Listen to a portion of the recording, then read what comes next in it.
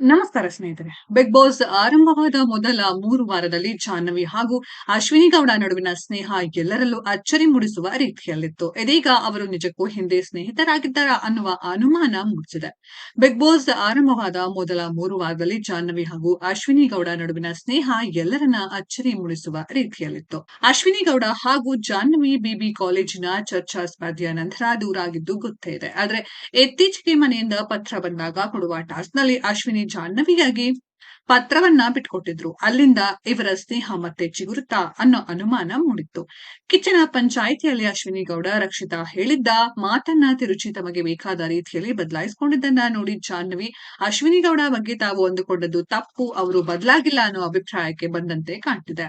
Big boss ಮನೆಯಲ್ಲಿರುವ ವಿಷಕಾರಿ ವ್ಯಕ್ತಿ ಯಾರು ಎನ್ನುವ ಪ್ರಶ್ನೆಗೆ ಉತ್ತರಿಸಿರುವ ಜಾಹ್ನವಿ ಅಶ್ವಿನಿ ಅವರನ್ನ ಬರೀ ವಿಷವಲ್ಲ ಕರ್ಕೋಟಕ ವಿಷ ಎಂದಿದ್ದಾರೆ. ಇದಕ್ಕೆ ತಿರುಗೇಟು ನೀಡಿರುವ ಅಶ್ವಿನಿ ಜಾಹ್ನವಿಯೇ ತಮ್ಮನ್ನ ಬಳಸಿಕೊಂಡಿದ್ದು, ರಕ್ಷಿತಾ ವಿಚಾರದಲ್ಲೂ ಅಷ್ಟೇ ಜಾಹ್ನವಿಯೇ ಗೆಜ್ಜೆಯ ಪ್ಲಾನ್ ಮಾಡಿದ್ದು. ಅಷ್ಟು ಮಾತ್ರವಲ್ಲ, ಎಲ್ಲರೂ ತಮ್ಮ ಸ್ನೇಹದ ಬಗ್ಗೆ ಹೇಳುತ್ತಿರುವುದರಿಂದ ಸ್ವಲ್ಪ ದಿನ ತಾವಿಬ್ಬರೂ ದೂರ ಇರೋಣ ಎಂದು ಹೇಳಿದ್ದು ಕೂಡ ಅವರೇ ಎಂದು ಹೇಳಿದ್ದಾರೆ.